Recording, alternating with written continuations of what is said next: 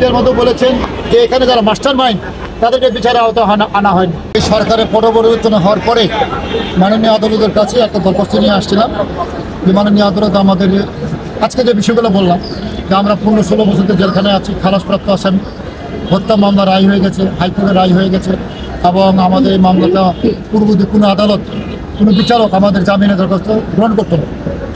তো আপনি স্যার আমার দরখাস্তটা শুনেন। তো উনি বললো যে ডেট কবে, আমি বললাম স্যার 28 তারিখ।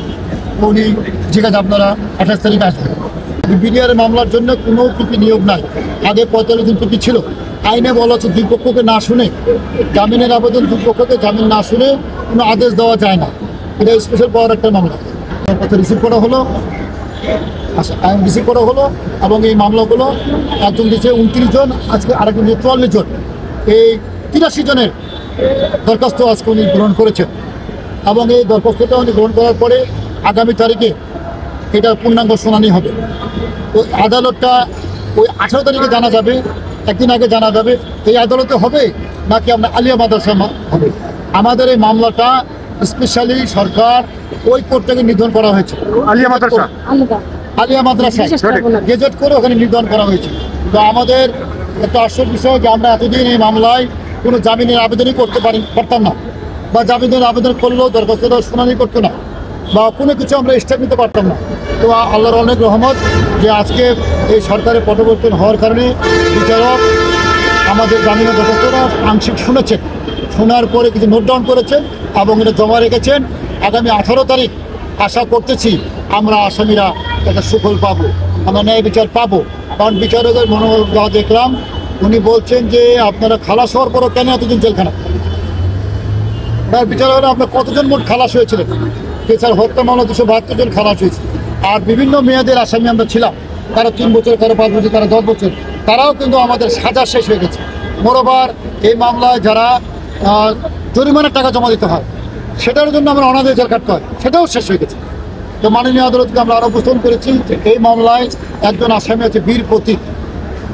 উনি হলো বীর প্রতীক, রাষ্ট্রীয় পদক পেয়েছে, বাংলাদেশের সবচেয়ে পদক যেটা রাষ্ট্রীয় পদক, সে পদকপ্রাপ্ত একজন এখানে আছে, তাকেও জামিন পাচ্ছি না। এবং একজন আসামির কথা বলেছি, আপনারা শুনেছেন যে এই মামলায় আবুল হোসেন, সে বিডিআরের সদস্য, কিন্তু সে ঘটনার সময় পিলখানার সদস্য ছিল না, সে ছিল কক্সবাজার ইউনিটের সদস্য। এই 25 তারিখ ঘটনায় সে যখন ছুটি নিয়ে দেশে যায়, দেশে যাওয়ার সময় টাঙ্গাইলে তাকে গ্রেপ্তার করা হয় সন্ধ্যার সময়। এটা সে এই পিলখানার সদস্যই না, কিন্তু তবুও এই মামলা তাকে আসামি করা হয়েছে। আমরা এই বিষয়গুলো আমরা আদালতের কাছে উপস্থাপন করেছি। আরও কিছু আসামি আছে যাদেরকে হত্যা মামলা অ্যারেস্ট করেছিল, কিন্তু চার্জশিট থেকে বাদ দিয়ে দিয়েছে। পরে আবার তাদেরকে দেখা যায় বিস্ফোরকের মামলায়, শুধু বিস্ফোরকের মামলার আসামি। তো আমাদের বিভিন্ন রকমের ক্যাটাগরি আছে। তা আমি আপনাদেরকে মাধ্যমে এটা বলতে চাই জাতির কাছে, এবং আপনারা এটাও শুনেছেন যারা ভিকটিম পরিবার, যারা সেনাবাহিনী মনে করো, যারা ক্ষতিগ্রস্ত পরিবার, তারাও কিন্তু বলেন, তারাও কিন্তু সেদিন সাংবাদিক সম্মেলন করে বলেছে ন্যায় বিচার তারা পায়নি। এবং এখানে অনেক অহেতুক আসামিকে আসামি করা হয়েছে, এবং তারা মৌখিকভাবে বলেছেন তাদের কোনো আপত্তি নাই, যেহেতু তারা যারা নির্দোষ তাদেরকে জামিনের বিষয়ে তারা মৌখিকভাবে বলেন। এবং আপনাদের মাধ্যমে মিডিয়ার মতো বলেছেন যে এখানে যারা মাস্টার মাইন্ড তাদেরকে বিচারে আওতা আনা হয়নি, এবং তারা কিন্তু আপনাদের সামনে জাতির কাছে প্রকাশ করে ফেলেছে কারা কারা জড়িত মাস্টার মাইন্ডের কথা। আমি জানি না। আমরা যারা আজকের আসামি, আমরা 2009 সাল থেকে এবং 2010 সাল থেকে আমরা জেলতে আছি। আমরা কোনো আসামি 850 জন মোট আসামি, তার মধ্যে হলো 826 জন গ্রেপ্তার হয়েছিল, 20 জন পলাতক ছিল, 24 জন, তারা কেউ একজন ব্যক্তিও জামিন পায়নি। মোরবার জেল আদালতে এই মামলায় পাবলিক 2 জন সহ নাসিরুদ্দিন পিন্টু এবং এই মামলা তোরাব আলী সহ মোট 55 জন আমাদের বিডিআর সদস্যের আসামি মারা গেছে। ইন্না লিল্লাহি ওয়া ইন্না ইলাইহি রাজিউন। কারণ আমরা তাদের আত্মার মাগফিরাত দোয়া করি, তারা বিচারে দেখে যেতে পারলো না। তারা বিচারে আমাদের বিডিআর সদস্য 53 জন এবং পাবলিক 2 জন, এক হলো তোরাব আলী সাহেব, আর এক হলো আবার রিপিট করলাম নাসিরুদ্দিন পিন্টু সাহেব।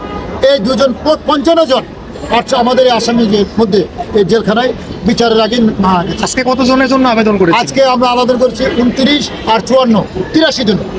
আমি করেছি 54 জনের জন্য, আর অ্যাডভোকেট ওসমান সাহেব 29 জনের জন্য করা হয়েছে।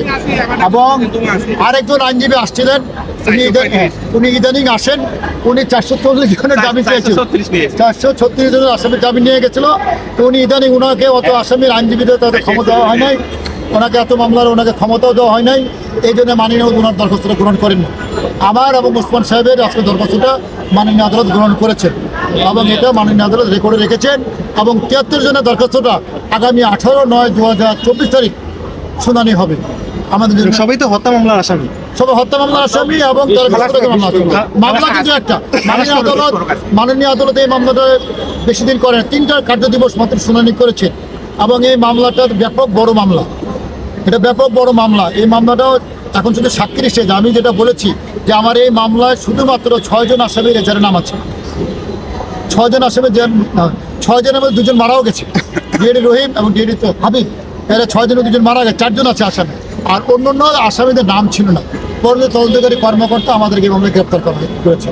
তা আমি মনে করি আপনাদের মাধ্যমে দেশবাসীর কাছে বলতে চাই, এই হত্যাটা কারো জন্যই কাম্য না। আমরাও আমাদের অফিসারকে, আপনারা দেখেছেন আমাদের বিডিআরের সদস্য মারা গেছে, আমাদের সুবিধার মেজরও মারা গেছে, সে কিন্তু বিডিআরের সদস্য। আমরা যারা এই সেই সময় যে সিচুয়েশন আমাদেরকে তখন বাধ্য করছে, এবং সেই সময় যে আমাদের যে ঘটনার সে সময় আমরা আমাদের অফিসারদেরকে অনেককে আমরা সেভ করেছি, অনেককে সেভ করার কারণে ছবিতে নাম উঠছে, এই কারণে আমাদের কাছে করছে। আমরা দেখা যায় যে মুন্নি সাহার এই ভিডিও ফুটেজ যাদের ছিল, যাদের মুন্নি সাহা যে ভিডিও ফুটেজ যেগুলো আনেছে, যাদের নামে যাদেরকে ছবি এনেছে, সবাইকে আসামি করা হয়েছে। দেখা যায় যে কিছু আমাদের জানেন যে আমাদের তৎকালীন স্বরাষ্ট্রমন্ত্রী সহ অন্যান্য আমাদের একটা সরকারের একটা 4 সদস্য বিশিষ্ট একটা টিম ভিতরে যখন যায়, তখন কিছু বিডিআরের বড় হায়ার অফিসাররা যারা ডিএডি র্যাঙ্কের অফিসার ছিল, তাদের রিসিভ করার জন্য ওই গেটের সামনে দাঁড়িয়েছিল। এই কারণে ছবি আসার কারণে তাদেরকে আসামি করা হয়। আমাদের কোনো ইনভলভ নাই, যেহেতু সরকারের একটা প্রতিনিধি দল যাবে এবং বিডিআরের সিনিয়র পার্সন হিসেবে আমরা রিসিভ করার জন্য দাঁড়িয়েছিলাম, আমরাও আসামি হয়ে গেছি। এই হলো অবস্থা। আমরা মনে করি যে মাননীয় আদালত যদি আমাদের বক্তব্যটা শুনেন, আমরা ইনশাল্লাহ এই আদালতে ন্যায় বিচার পাবো।